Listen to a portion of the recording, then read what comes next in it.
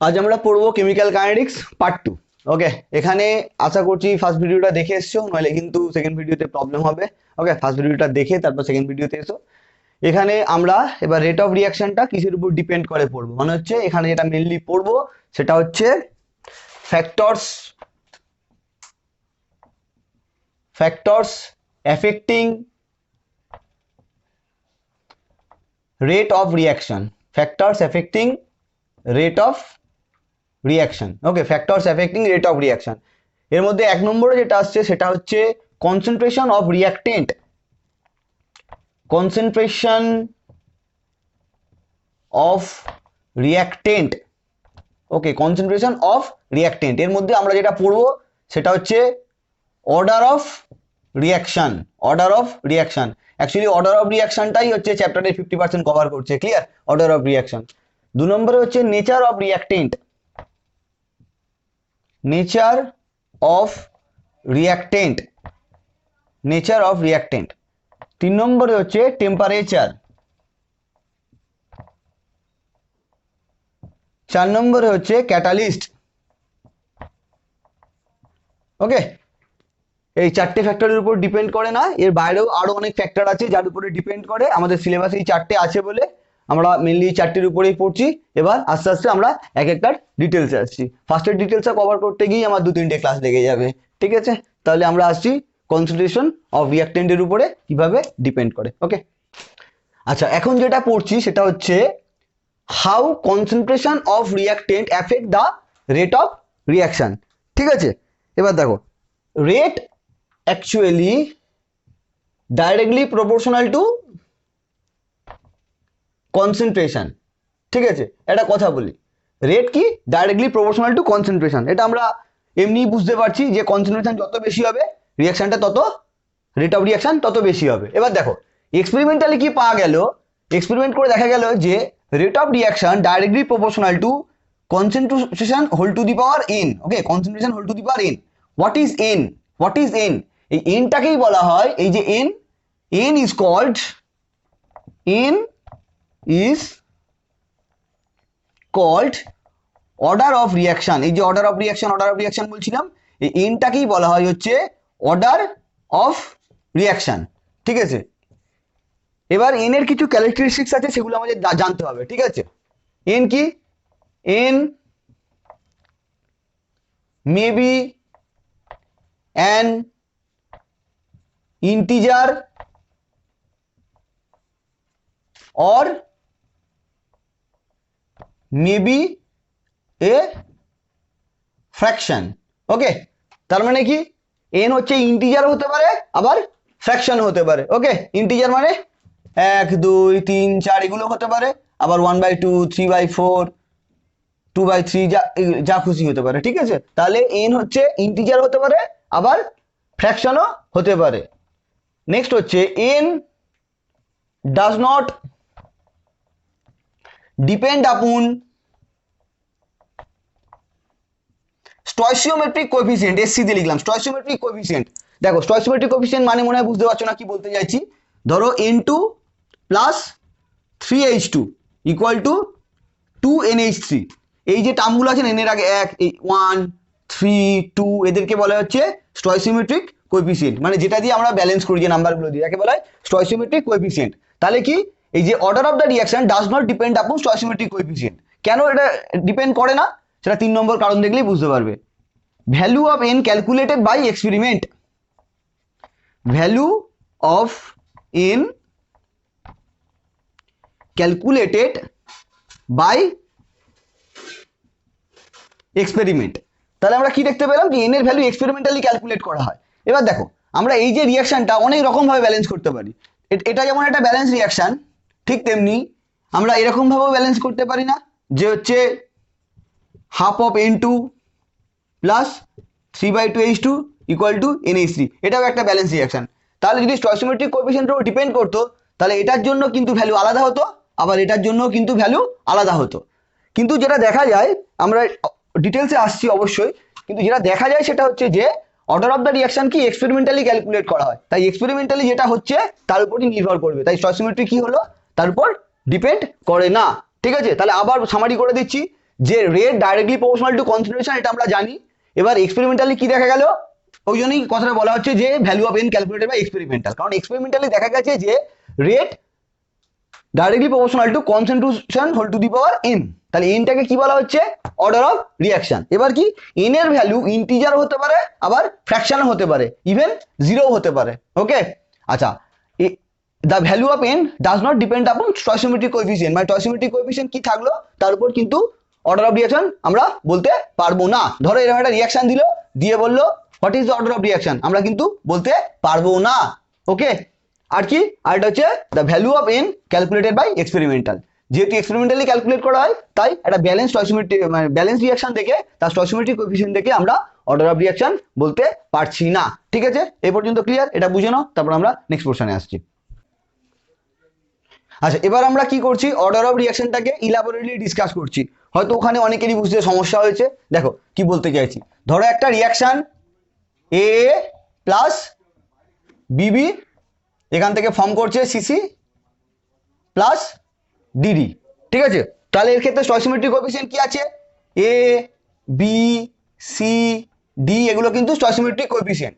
দেখো এবার এক্সপেরিমেন্টালি যেটা দেখা গেল সেটা হচ্ছে rate directly proportional to A to the power P আর হচ্ছে B to the power Q. ঠিক আছে, এবার দেখো কি বলছে এক্সপেরিমেন্টালি, যেটা এটা কিন্তু এক্সপেরিমেন্টালি পাওয়া গেছে। কি এক্সপেরিমেন্টাল, অলওয়েজ গিভেন থাকবে, নইলে আমাদের পারা সম্ভব নয়। এক্সপেরিমেন্টালি আমরা কি দেখতে পাচ্ছি, যে rate directly proportional to A to the power P B to the power Q, এটা গিভেন।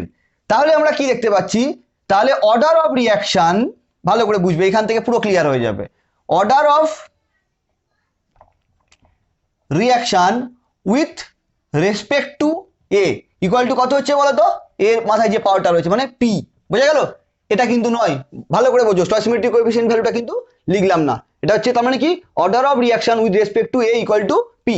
সিমিলারলি নিজেরা বলো দেখি, order of reaction with respect to B equal to কি হওয়া উচিত, Q.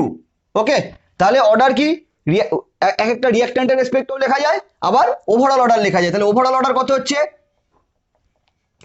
Overall order of reaction কত হচ্ছে, এটাকে ওভারঅল অর্ডার অফ রিয়াকশনকে আমরা এন দিয়ে রিপ্রেজেন্ট করছি। এন ইকুয়াল টু কি হচ্ছে, পি প্লাস কিউ।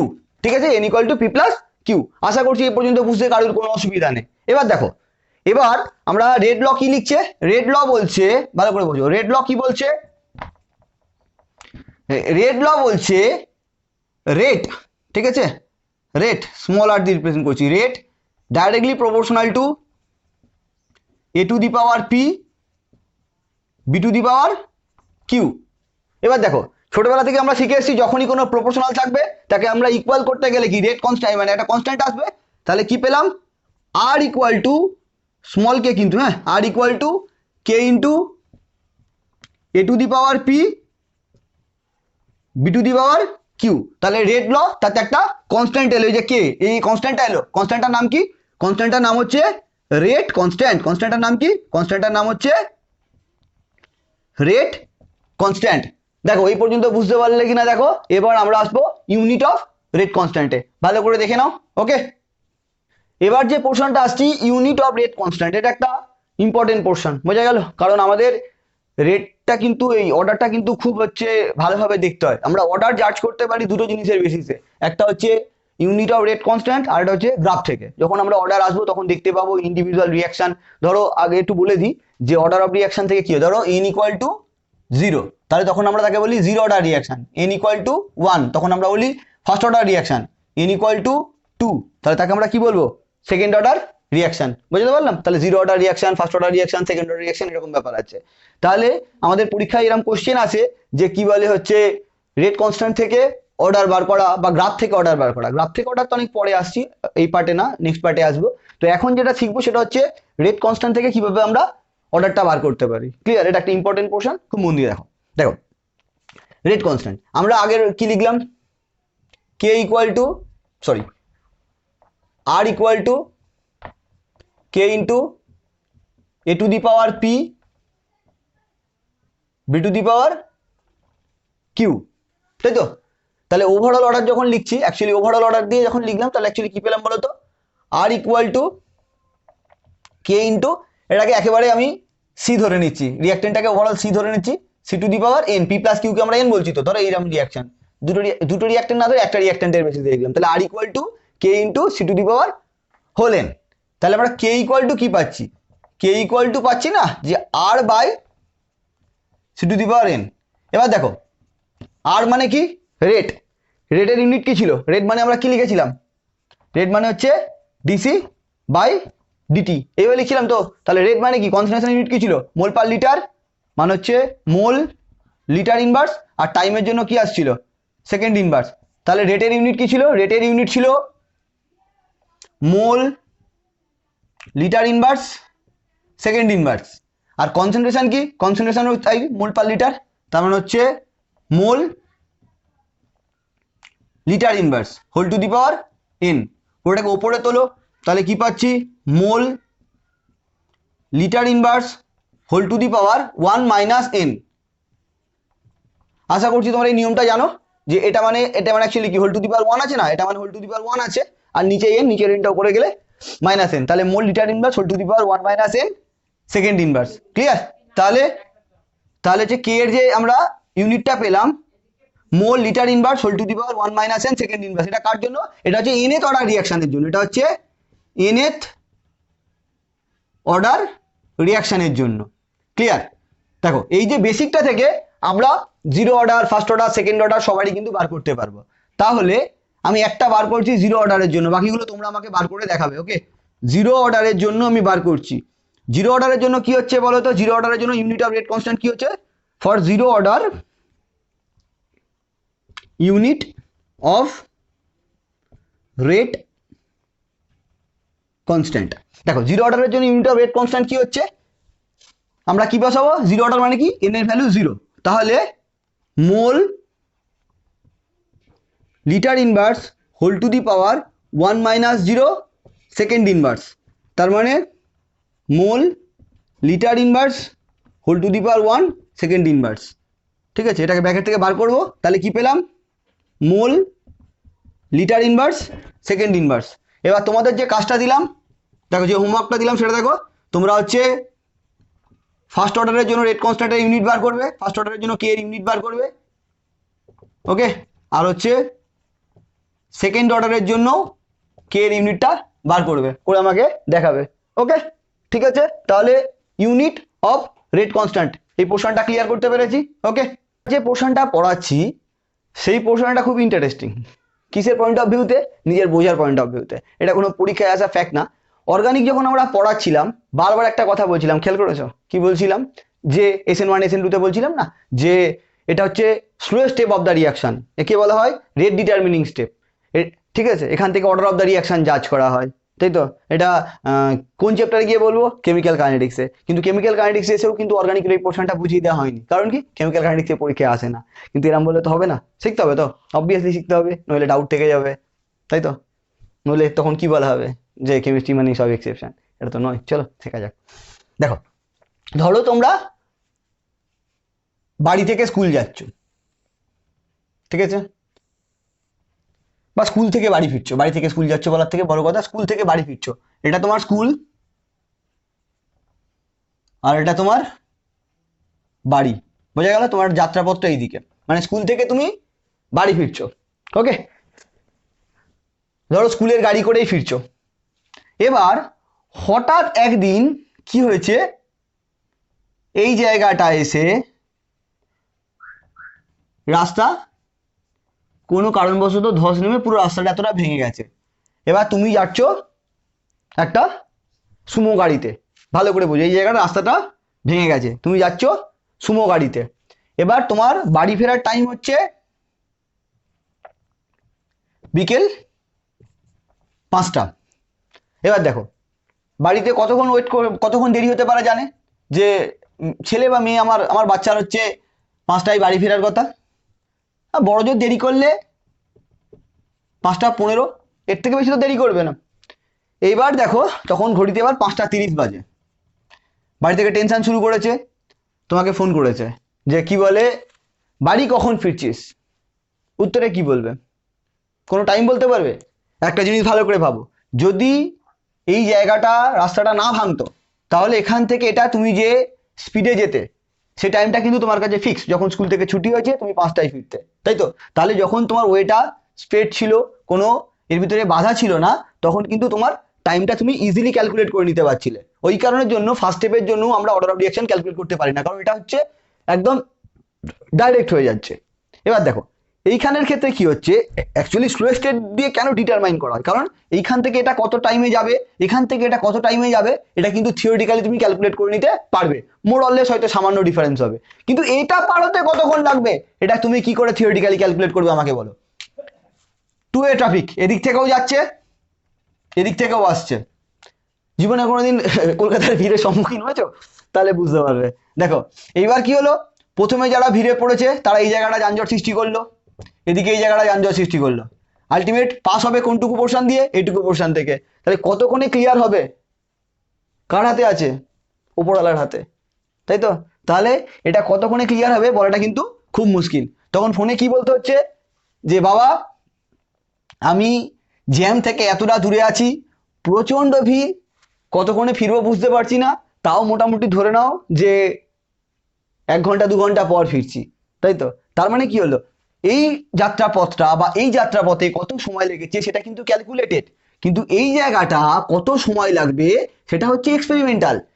এবার দেখো আরো ভালো করে বুঝিয়ে দিচ্ছি এক্সপেরিমেন্টাল। এবার এক্সপেরিমেন্টাল বলতে যদি রাস্তাটা এতটা ভেঙেছে তাই সময়টা কি হচ্ছে আরো বেশি লাগছে, ধরো এবার রাস্তাটা কম ভেঙেছে, এইটুকু ভেঙেছে, তাহলেও দেরি হবে কিন্তু সেই দেরিটা কম।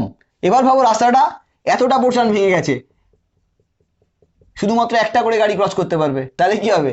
আরো দেরি হবে, ঠিক তো? বুঝতে পারলাম পুরো ব্যাপারটা? তাহলে কেন হচ্ছে slowest step of the reaction থেকে অর্ডার অফ, তার মানে কি এই যে বাধাটা আসছে এই বাধাটার জন্যই কিন্তু রেটটাকে স্লো করে দিচ্ছে, তাই তো? এটা হচ্ছে আমার slowest step of the reaction, slowest step of the reaction, ঠিক আছে? তাহলে রেটটা কিন্তু কতটা হবে এটাই ডিটারমাইন করে দিচ্ছে, ওই জন্য স্লোয়েস্ট স্টেপ অফ দ্য রিঅ্যাকশনকেই আমরা বলছি রেট ডিটারমিনিং স্টেপ, রেট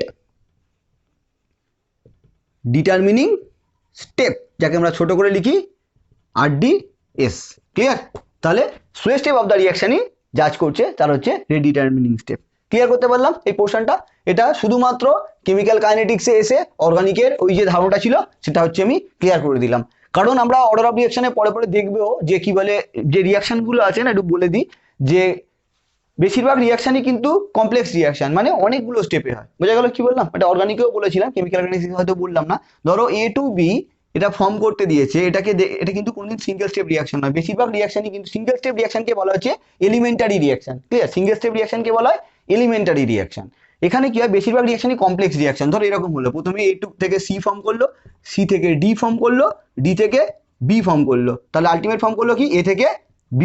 যেহেতু 3টে স্টেপ হলো, এটা হচ্ছে স্টেপ 1, এটা হচ্ছে স্টেপ 2, এটা হচ্ছে স্টেপ 3, তাই এটা হচ্ছে কমপ্লেক্স রিঅ্যাকশন, ক্লিয়ার? কমপ্লেক্স রিঅ্যাকশনের জন্য যেটা slow step of the reaction, ধরো এটা হচ্ছে slow step of the reaction, এটা হচ্ছে slow step of the reaction, তার মানে এটাই হচ্ছে আমার কাছে RDS বা রেট ডিটারমিনিং স্টেপ। বোঝা গেল? তাহলে কমপ্লেক্স রিঅ্যাকশনের জন্য যেটা slow step of the reaction তাকেই আমরা বলছি RDS বা রেট ডিটারমিনিং স্টেপ, ঠিক আছে? তাহলে আশা করছি এই পোর্শনটা ক্লিয়ার করতে পেরেছি, খুব ভালোভাবে বুঝতে পেরেছো, ঠিক তো? আচ্ছা, এতক্ষণ অর্ডার অফ রিঅ্যাকশন যা পড়ালাম কতটা কি শিখেছো এই কোশ্চেনগুলো দিয়ে ক্লিয়ার হয়ে যাবে। এই কোশ্চেনগুলোও কিন্তু পরীক্ষায় আসে এবং খুব ইজি। ওকে, ভালো করে দেখো, বলছে find out order of reaction with respect to each species and also find out overall order of reaction. মানে এই যে রিঅ্যাকটেন্ট, স্পিসিস বলতে রিঅ্যাকটেন্টের রেসপেক্টে, মানে এই রিঅ্যাকটেন্ট এই রিঅ্যাকটেন্ট এই রিঅ্যাকটেন্ট, 3টে রিঅ্যাকটেন্ট আছে, তার রেসপেক্টে আমাকে অর্ডার বলতে হবে আর আমাকে ওভারঅল অর্ডার বলতে হবে, ঠিক আছে? তাহলে আমরা শুরু থেকে আবার রিক্যাপ করছি, কি বলেছিলাম যে অর্ডার অফ রিঅ্যাকশন কিন্তু স্টয়কিওমেট্রিক কোএফিসিয়েন্টের উপর ডিপেন্ড করে না, তার মানে এগুলোর উপর ডিপেন্ড করে না। কি হবে, আমাকে রেট লটা গিভেন থাকলে তবেই আমরা ক্যালকুলেট করতে পারবো। তাহলে গিভেন রেট ল কি আছে এটা অবশ্যই বলে দেবে। তাহলে আমরা অর্ডার অফ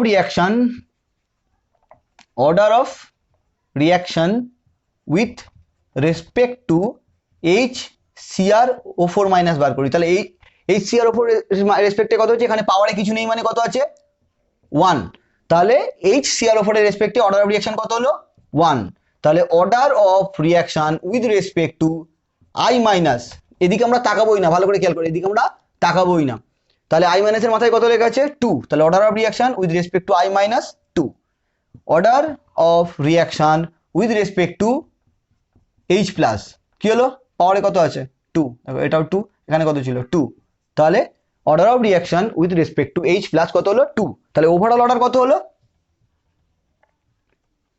ওভারঅল অর্ডার কত হলো 1 প্লাস 2 প্লাস 2 ইকুয়াল টু 5। ঠিক আছে, এই পর্যন্ত ক্লিয়ার করতে পারলাম। এবার দেখো তোমাদের হোমওয়ার্ক দিচ্ছি, কোশ্চেনটা একই, find out order of reaction with respect to each species and also find out overall order of the reaction বলে এই কোশ্চেনটা দেওয়া রয়েছে। কি দেওয়া রয়েছে, H2O2 plus 2I minus plus 2H plus equal to I2 plus 2H2O, আর given কি rate equal to K into H concentration of H2O2 আর কনসেন্ট্রেশন অফ I মাইনাস। আমাকে তাহলে প্রতিটা রেসপেক্টে বার করতে হবে, প্রতিটা রেসপেক্টে মানে H2O2 রেসপেক্টেও বার করতে হবে, I মাইনাসের রেসপেক্টেও বার করতে হবে, আবার H প্লাসের রেসপেক্টেও বার করতে হবে, আর ওভারঅলটাও বার করতে হবে। ঠিক আছে, এটা হোমওয়ার্ক দিলাম, করে দেখাবে। ঠিক আছে, এখানে একটু ট্রিক্স আছে, যদি করে দেখাতে পারো তাহলে জানবো পুরো পোর্শনটাই শিখে নিয়েছো। ওকে, আমরা আসছি টেক্সট নিউমেরিক্যালস। এবারে আমরা এখানকার একটা ইম্পর্টেন্ট কোশ্চেন নিয়ে আলোচনা করছি। ঠিক আছে, ইম্পর্টেন্ট এবং খুবই ইজি। ওকে, তো কি বলছে, for a chemical reaction, CR মানে হচ্ছে chemical reaction, for a chemical reaction A to B, তো কে এর ভ্যালু দেওয়া রয়েছে, কে মানে হচ্ছে রেট কনস্ট্যান্ট, কে এর ভ্যালু দেওয়া রয়েছে 1.5 into 10⁻³ moles to the power -2 litre square second inverse, find out order of reaction. Okay, তাহলে কে এর ভ্যালুটা দেওয়া রয়েছে, এখান থেকে আমাকে অর্ডার অফ রিয়াকশন বার করতে বলেছে। তোমরা চিন্তা ভাবনা করো, কার মাথায় কি আসে দেখি, চিন্তা ভাবনা কিছু করতে পারছো? তোমাদের মিনিমাম সময়টুকু আমি দিলাম চিন্তা ভাবনা করার জন্য। কে এর ভ্যালু দেওয়া রয়েছে, এখান থেকে বলছি অর্ডার অফ রিয়াকশন বার করতে। ফার্স্ট আমাকে এটা বলো, বোঝো ভালো করে, সিস্টেমেটিকে বোঝো, এই যে ভ্যালুটা দেওয়া আছে, এই ভ্যালুটার উপরে কি অর্ডার ডিপেন্ড করবে? শুধু ভ্যালুটুকু দেওয়া রয়েছে উইথ ইউনিট। ঠিক আছে, তাহলে কি করে আমরা অর্ডার অফ রিয়াকশন বার করব? অবশ্যই ইউনিটটা দেখে। দেখো, ইনেট অর্ডারের জন্য কে এর ইউনিট কি ছিল মনে আছে? কে এর ইউনিট ছিল, বলো, যত বেশি বলবে তত বেশি হচ্ছে প্র্যাকটিস হবে, তত বেশি শিখবে। আর যদি মনে করো যে দেখে নিচ্ছি সব শিখছি, হয় না, ওরকম ভাবে হয় না, প্র্যাকটিস করতে হবে। হ্যাঁ, লটস অফ প্র্যাকটিস রিকোয়ার। তাহলে কি হচ্ছে, ইনেট অর্ডারের জন্য কি হচ্ছে বলতে থাকো আমার সাথে, mole litre inverse whole to the power 1 minus n second inverse equal to, এর যে ইউনিটটা দেওয়া কি আছে, mole to the power -2 litre square second inverse. First দেখো, সেকেন্ড ইনভার্স আউট হয়ে গেল, তাহলে আমরা কি পাচ্ছি, mole litre inverse whole to the power 1 minus n equal to, এটাকে আমরা বলতে পারি যে mole litre inverse whole to the power -2। দেখো, সেকেন্ড ইনভার্স কেটে দিলাম, এই জিনিসটা না বুঝতে পারলে বলবে যে mole litre inverse whole to the power -2, কারণ কি আমাকে মোল লিটার ইনভার্সের রেসপেক্টে না হলে কিন্তু কাটাকুটিটা আমি করতে পারবো না। ওকে, আচ্ছা একটা বলি, লিটারকে LITO লেখাও যা আর ক্যাপিটাল এল লেখাও কিন্তু একই জিনিস, এটা নিয়ে কনফিউজ হবে না। দেখো তাহলে কি হলো, -2 দিয়ে মাল্টিপ্লাই করলে কি হচ্ছে, -2 ইন্টু 1 মানে -2, আর -1 ইন্টু -2 মানে হচ্ছে +2। ক্লিয়ার এই পর্যন্ত? তাহলে এখান থেকে আমরা কি বলতে পারছি, 1 মাইনাস n ইকুয়াল টু -2, তাহলে এনটাকে পারে নিয়ে চলে এলাম, n ইকুয়াল টু কি হলো 1 প্লাস 2, তাহলে n ইকুয়াল টু কত বেরোলো 3, তাহলে এটা এর অর্ডার অফ দ্য রিয়াকশন কত হলো, তাহলে উত্তর কি পেলাম, order of reaction equal to 3। আশা করছি ব্যাপারটা বুঝতে পেরেছো। এটা বোর্ড এক্সাম তো দূর, এটা কিন্তু JEE-তেও আসে। ক্লিয়ার করতে পারলাম জিনিসটা? খুবই সোজা, কিন্তু এই ট্রিক্সটা জানলে খুব ইজি। ওকে, ক্লিয়ার? এবার আমরা আসছি নেক্সট নিউমেরিক্যালসে, ইম্পর্টেন্ট নিউমেরিক্যালসে আসছি। এটাই আজকের ক্লাসের আমাদের শেষ নিউমেরিক্যালস। এরপর আমি তোমাদের দুটো হোমওয়ার্ক দেবো এই নিউমেরিক্যালসের উপর বেস করে। ওকে, নিউমেরিক্যালসটা ভালো করে বুঝবে, খুব ইজি, বইতেও পাবে নিউমেরিক্যালসগুলো, এগুলো এক্সামে আসে। ওকে, দেখো কি বলছে, for a chemical reaction 2p plus q equal to s, following data is collected. দেখো পি কিউ আর রেট ভ্যালুগুলো বলা, পি এর ভ্যালু বলা, কিউ এর ভ্যালু বলা, রেট বলা, তিনটে এক্সপেরিমেন্টাল ফ্যাক্ট দেওয়া আছে। ও কোশ্চেনটা পুরোপুরি লেখা নেই, find out order of reaction, এখান থেকে বলতে হবে ফাইন্ড আউট, ঠিক আছে, overall order of reaction, overall order of reaction. দেখো আমরা প্রথমে কি অ্যাজিউম করে বলো তো, যখন আমরা অ্যান্সারটা শুরু করছি, যে আমরা শুরুতেই বলেছিলাম যে অর্ডার অফ রিয়াকশন কিন্তু এখান থেকে বলতে পারবো না স্টয়কিওমেট্রিক কোএফিসিয়েন্টের উপর, এটা হচ্ছে এক্সপেরিমেন্টাল ফ্যাক্ট। তাহলে আমরা বলতেই পারি যে ক্যাপিটাল আর লিখছি, অসুবিধা নেই, rate equal two rate constant into P এর রেসপেক্টে রিয়াক্টেন্ট দুটো K P R Q, P এর রেসপেক্টে অর্ডারটাকে ধরে নিলাম এ, আর কিউ এর রেসপেক্টে অর্ডারটাকে ধরে নিলাম বি। তাহলে এটা লিখতে পারি না পারি না এটা আগে বলো। Rate equal to K into P to the power A আর Q to the power B, এটা লিখতে পারি। এবার দেখো, এবার এখানে আমি বাকিটা করে দিচ্ছি। তাহলে প্রথমটাকে যদি পুট করি রেট মানে 0.0012 equal to K into P এর ভ্যালু কত, পি এর ভ্যালু হচ্ছে 6 into 10 to the power -2 whole to the power A. ভালো করে বুঝবে, খুব ইজি। কিউ এর ভ্যালু কত, 1 ইন্টু 10 টু দি পাওয়ার -2 পাওয়ারে কত হচ্ছে বি। এটাকে 1 নম্বর ইকুয়েশন দিলাম, ক্লিয়ার। নেক্সট দেখো 2 নম্বরটাও কাজ করছি, 0.0024 equal to K into 6 into 10 to the power -2 A, আর এর ভ্যালু আছে 2 into 10 to the power -2 B. এটা 2 নম্বর ইকুয়েশন দিলাম। নেক্সট দেখো 3 নম্বরটা লিখছি, 0.0024 equal to K into 12 into 10 to the power -2 A, আর 1 into 10 to the power -2 B. এটা হচ্ছে 3 নম্বর দিলাম, ঠিক আছে। এবার দেখো তোমাদের মনে কি কোনো ধারণা আসছে? আশা করছি তোমাদের এটা অটোমেটিক পেরে যাওয়া উচিত, নইলে আমি বলে দিচ্ছি। চলো কি করব, ফার্স্ট করব 2 ডিভাইডেড বাই 1। তাহলে দেখো 2 কে যদি 1 দিয়ে ডিভাইড করি কি হচ্ছে, একটা লিখে দেখাচ্ছি, পরেরটা কিন্তু আমি আর লিখে দেখাবো না। 2 কে 1 দিয়ে ডিভাইড করলে কি দাঁড়াচ্ছে, 0.0024 by 0.0012 equal to K into 6 into 10 to the power -2 whole to the power A, 2 into 10 to the power -2 whole to the power B. আর একে আসছে কি K into 6 into 10 to the power -2 A equal to 1 into 10 to the power -2 B. ভালো করে দেখো কি হচ্ছে, এটা কেটে গিয়ে অ্যান্সার আসছে কত, এটা কেটে গিয়ে অ্যান্সার আসছে কত 2। আরো জিনিস দেখো, কে কে কেটে যাচ্ছে, 6 into 10 to the power -2 whole to the power A, এটাও কেটে যাচ্ছে। এটা দেখো ভিতরে 10 টু দি, যেহেতু দুজনারই পাওয়ারে বি আছে, তাহলে ভিতরে 10 to the power -2 10 to the power -2 কেটে গেল, তার মানে আসছে 2 টু দি পাওয়ার বি। তাহলে আমরা বলতে পারি যে 2 to the power 1 equal to 2 to the power B. তাহলে কি পেলাম, বি ইকুয়াল টু 1, ঠিক আছে, বি ইকুয়াল টু 1। তাহলে বি মানে কোনটা ছিল, কিউ এর রেসপেক্টে অর্ডার অফ দ্য রিয়াকশন কিন্তু পেয়ে গেলাম 1। একই রকম ভাবে আমরা যদি 3 ডিভাইডেড বাই 1 করি, এটা তোমরাই ক্যালকুলেট করবে, তাহলে করে দেখবে এ ইকুয়াল টু, এটা কিন্তু ক্যালকুলেট করে নেবে তোমরা, এ ইকুয়াল টু 1। তাহলে আমরা কি পেলাম, অ্যান্সারটা কিরকম হওয়া উচিত, তাহলে order of reaction with respect to P equal to 1, order of reaction with respect to Q equal to 1, overall order of reaction equal to 1 plus 1 equal to 2। দেখো এই পর্যন্ত ভালো করে বুঝে নাও, ঠিক আছে, আশা করি বুঝতে পেরেছো। যদি এটুকু বুঝে নাও তাহলে এরপর হচ্ছে দুটো লাস্ট হোমওয়ার্ক দিয়ে দেবো, নিউমেরিক্যালস তোমরা করে নেবে, তাহলে আমাদের কেমিক্যাল কাইনেটিক্স পার্ট 2টা কমপ্লিট হয়ে যাবে। ওকে, আচ্ছা হোমওয়ার্কগুলো বলে দিই কি বলছে। For a chemical reaction 2A plus B2 equal to C, following data is collected.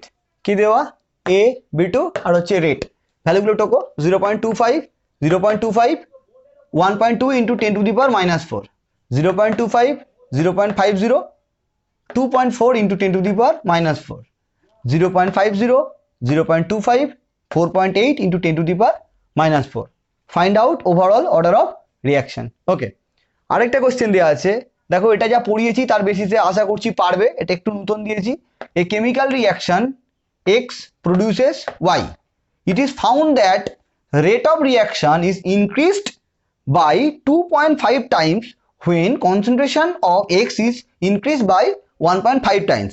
Calculate order of reaction with respect to x. আবার বলে দিচ্ছি, a chemical reaction x produces y. It is found that rate of reaction is increased by 2.25 times when concentration of x is increased by 1.5 times.